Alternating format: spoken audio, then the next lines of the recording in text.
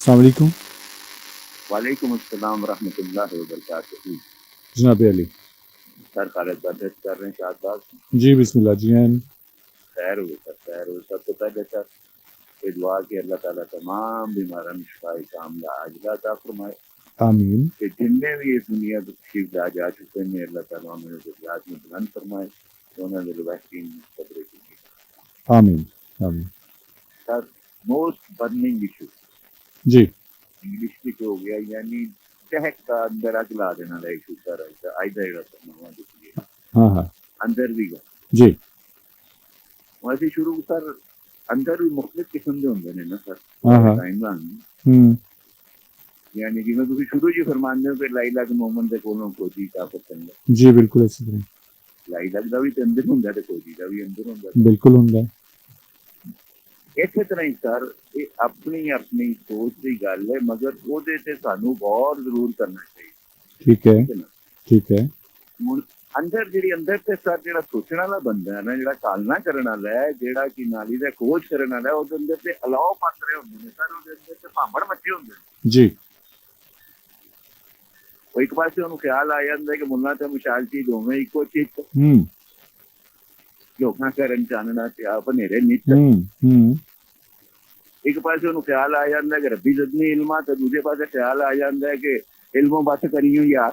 हाँ हाँ हाँ किथे जावे हाँ सही एवं मथा जमीन के साई दा हाँ लिखा मैं राब दहाई दा। हाँ दूसरे पासे मैं 27 की नाली दा मैं 27 गुना मिलते ने आहो सौदेबाजियां रब की दात नहीं मैं सौदेबाजियां करना पे और वही तो मेरे अंदर की गल है ना सर। सही है ठीक है।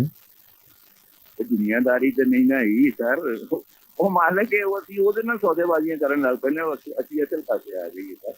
आहो असि तो 420 करने हैं ना ਉਹਦੇ ਨਾਲ सर हर काम ही जेड़ा है ना, हर काम ही 2 नंबर है सर, हर काम ही 2 नंबर है, टू बी वेरी फ्रैंकली।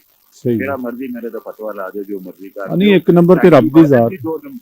साडी इबादत भी 2 नंबर है जी। इबादत भी जड़ी लालच च करने कभी किसी ने दी हमत समझ के या दी फर्ज समझ के कीती असि ते उरा पीछे करने असि ते जन्नत पीछे करने 70 अपनी एक जेड़ी दुनिया दी हो रहे ओनु असि मार मार के ओनु अजीयतां दे दे के थकदे नहीं गए ते 70 दे लालच पीछे जेड़ा असि देखो मुक्के खार पा लेंगे।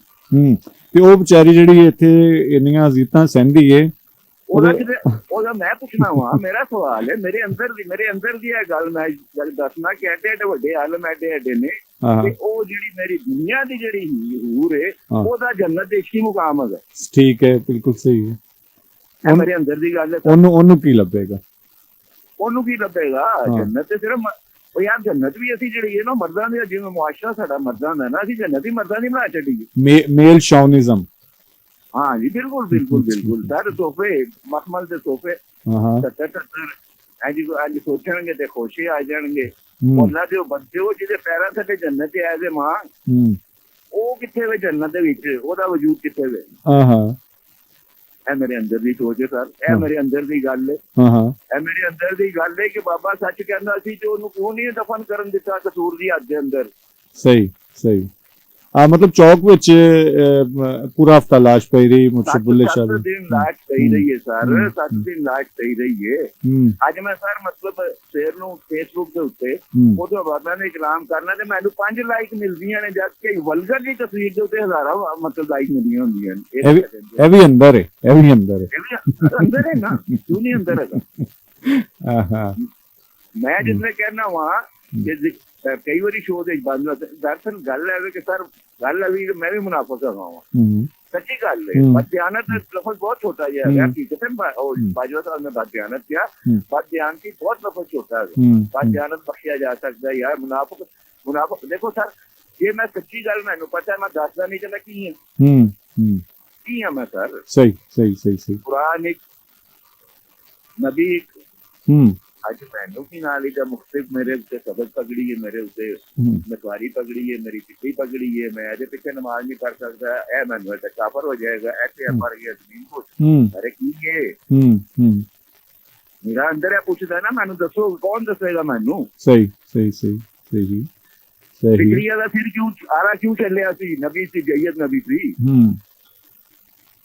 ਕੀ ਹੋਇਆ ਸੀ, ਕਿਉਂ ਹੋਇਆ ਸੀ। ਹੂੰ ਅੱਲਾਹ ਤਾਲਾ ਜ਼ਾਲਮ ਬੰਦੇ ਲਈ ਨਹੀਂ ਹੈਗਾ ਤੇ ਉਹ ਤੇ ਸੈਯਦ ਨਬੀ ਸੀ ਨਾ ਸਰ, ਮੇਰੇ ਅੰਦਰ ਦੀ ਗੱਲ ਹੂੰ ਹੂੰ ਯਾਹੀਆ ਦਾ ਸਿਰ ਲਾ ਕੇ ਪਲੇਟ 'ਚ ਕਿਉਂ ਪੇਸ਼ ਕੀਤਾ ਗਿਆ ਸੀ, ਹੂੰ ਦੱਸੋ।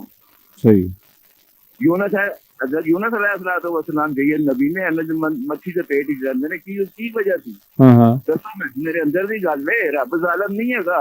मैं कहना कि वो इंसान आम इंसान जेड़ा ओदी ऐसन तखलीक है ਹਾਂ ਹਾਂ जेड़ा नबी होवे ਹਾਂ ਉਹ ਤੇ ਐਸਨ ਵੀ ਮਤਲਬ ਹੁੰਦਾ ਨਾ ਜੀ, ਐਸਨਾਂ ਦੇ ਵਿੱਚੋਂ ਵੀ ਐਸਨ ਜਿਹੜਾ ਅੱਲਾ ਤੋਂ ਅੱਲਾ ਕਹਿ ਲਓ। ਆਲਾ ਤਰੀਨ ਆਲਾ ਚਾਰ ਉਸ ਤੋਂ ਆਲਾ ਹੋ ਨਹੀਂ ਸਕਦਾ ਨਾ ਸਰ।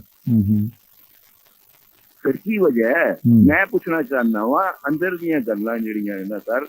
ਮੈਂ ਹੁਣ ਵੇਖੋ ਕਿ ਇੱਕ ਗੱਲ ਹੈ, ਤੁਸੀਂ ਬਹੁਤ ਅੱਛੀਆਂ ਗੱਲਾਂ ਕੀਤੀਆਂ ਔਰ ਬਹੁਤ ਸਾਰੇ ਕੁਐਸਚਨ ਰੇਜ਼ ਕੀਤੇ ਨੇ, ਬਹੁਤ ਸਾਰੇ ਸਵਾਲਾਤ ਉਠਾਏ ਨੇ। ਮੈਂ ਇਹ ਤੇ ਕਹਿ ਸਕਣਾ ਹੈ ਕਿ WhatsApp ਉਹ ਕੱਲਿਆਂ ਬਹਿ ਕੇ ਗੱਲ ਕਰਾਂਗੇ, ਲੇਕਿਨ ਮੇਰਾ ਵੀ ਅੰਦਰ ਵੇਖੋ ਇਹ ਚੀਜ਼ ਜਿਹੜੀ ਪਹਿਲੇ ਅਸੀਂ ਗੱਲ ਕੀਤੀ ਕਿ ਮੁਨਾਫਕਤ ਦੀ ਮਾਮਲਾਤ ਨੇ, ਕਿ ਸਾਡੇ ਆਪਣੇ ਵੀ ਬਹੁਤ ਸਾਰੇ ਐਸੇ ਮਸਲੇ ਮਸਾਇਲ ਹੁੰਦੇ ਨੇ ਕਿ ਅਸੀਂ ਕੁਝ ਗੱਲਾਂ ਨਹੀਂ ਕਰ ਸਕਦੇ।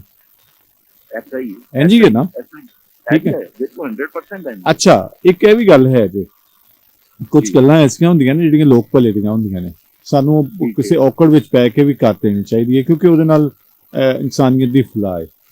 ਅੱਛਾ, ਕੁਝ ਐਸੀਆਂ ਗੱਲਾਂ ਹੁੰਦੀਆਂ ਨੇ ਜਿਹੜੀਆਂ ਕਿ ਇਲਮ ਦੋਸਤ ਜ਼ਰੂਰ ਹੁੰਦੀਆਂ ਨੇ, ਤੁਹਾਨੂੰ ਬਹੁਤ ਸਾਰੀਆਂ ਚੀਜ਼ਾਂ ਤੋਂ ਆਗਾਹ ਕਰ ਰਹੀਆਂ ਹੁੰਦੀਆਂ, ਲੇਕਿਨ ਉਹਨਾਂ ਦਾ ਨਫਾ ਨੁਕਸਾਨ ਕੋਈ ਨਹੀਂ ਹੁੰਦਾ। ਠੀਕ ਹੈ, ਯਾਨੀ ਉਹ ਕਰਨ ਦੇ ਵਿੱਚ ਨਾ ਤੇ ਕੋਈ ਨੁਕਸਾਨ ਹੈ, ਕਿਸੇ ਨੂੰ ਅਗਰ ਉਹ ਦੱਸ ਦਿੱਤਾ ਜਾਵੇ ਕਿ ਜੀ ਇਹ ਵੇਖੋ ਐਡਾ ਵੱਡਾ ਬਲੰਡਰ ਇਹ ਹੋ ਗਿਆ, ਇਸ ਤਰ੍ਹਾਂ ਹੋ ਰਿਹਾ, ਉਹਦਾ ਕਿਸੇ ਨੂੰ ਕੋਈ ਉਹ ਮਤਲਬ ਕਿ ਇਹ ਤੇ ਹੋ ਜਾਏਗਾ ਕਿ ਉਹਦੇ ਕੋਲ ਨੌਲੇਜ ਆ ਜਾਏਗਾ, ਲੇਕਿਨ ਉਹਦੇ ਨਾਲ ਨਾ ਤੇ ਨਫਾ ਨਾ ਨੁਕਸਾਨ ਹੈ।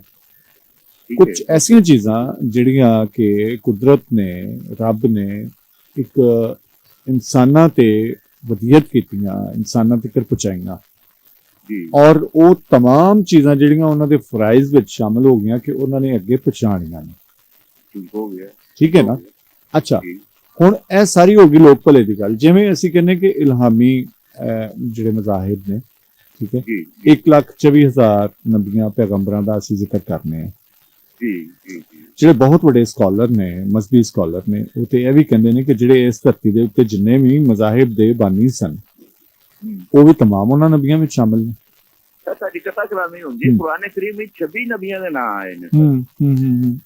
ਕੁਰਾਨ ਕਰੀਮ ਵਿੱਚ 26 ਬੜੇ ਬੜੇ ਵੱਡੇ ਆਲਮ ਹੁੰਦੇ ਨੇ, 26 ਨਬੀਆਂ ਦੇ ਨਾਂ ਆਏ ਨੇ ਤੇ ਕਿਹਾ ਜਾਂਦਾ 1,24,000 ਪੈਗੰਬਰ ਆਏ ਨੇ ਸਰ। ਔਰ ਪੈਗੰਬਰ ਪੈਗਾਮ ਦੇਣ ਵਾਲੇ ਪੈਗੰਬਰ, ਠੀਕ ਹੈ ਨਾ, ਠੀਕ ਹੈ ਨਾ। ਅੱਛਾ, ਉਹ ਜਿੰਨਾ ਵੀ ਜਿਸ ਹਵਾਲੇ ਨਾਲ ਇੱਕ ਸੁਰਤ ਦਾ, ਇੱਕ ਸੋਚ ਦਾ ਪੈਗਾਮ ਦਿੱਤਾ, ਪੈਗੰਬਰ ਤੇ ਹੈ ਨਾ। ਹਾਂਜੀ, ਠੀਕ ਹੈ ਨਾ। ਔਰ ਇਹ ਗੱਲ ਬਹੁਤ ਵੱਡੇ ਜਿਹੜੇ ਇਸਲਾਮਿਕ ਸਕਾਲਰ ਨੇ ਉਹ ਕਹਿ ਰਹੇ ਨੇ। ਬਿਲਕੁਲ ਕਹਿੰਦੇ ਨੇ ਸਰ, ਬਿਲਕੁਲ। ਮਗਰ ਗੱਲ ਸਰ ਵਿੱਚ ਉਹ ਕੋਈ ਤਾਂ ਮੈਂ ਗੁਜ਼ਾਰਿਸ਼ ਹੀ ਕਰ ਰਿਹਾ ਵਾਂ, ਉਹ ਉਹਨਾਂ ਦੇ ਅੰਦਰ ਦੀ ਗੱਲ ਹੈ ਤੇ ਜਿਨ੍ਹਾਂ ਦੇ ਅੰਦਰ ਦੀ ਗੱਲ ਹੀ ਮੁਨਾਫਕਤ ਹੈ, ਉਹਨਾਂ ਨੇ ਤੇ ਉਹਨਾਂ ਦੇ ਉੱਤੇ ਵੀ ਦੇਖਿਆ ਦੀਵਾਰਾਂ ਦੇ ਉੱਤੇ ਲਾਤਾ ਸੀ ਕਿ ਇਸ ਤਰ੍ਹਾਂ ਤੇ ਇਸ ਤਰ੍ਹਾਂ। ਮਤਲਬ ਕਬੂਲੀਅਤ ਨਹੀਂ ਹੈ। ਦੇਖੋ ਅਸੀਂ ਬਰਦਾਸ਼ਤ ਹਾਂ ਅਤਾ ਰੱਬ ਦੀ ਅਤਾ ਹੈ ਨਾ ਸਰ, ਰੱਬ ਦੀ ਅਤਾ, ਮਗਰ ਸਾਨੂੰ ਕੋਸ਼ਿਸ਼ ਤਾਂ ਕਰਨੀ ਚਾਹੀਦੀ ਹੈ ਨਾ ਸਰ।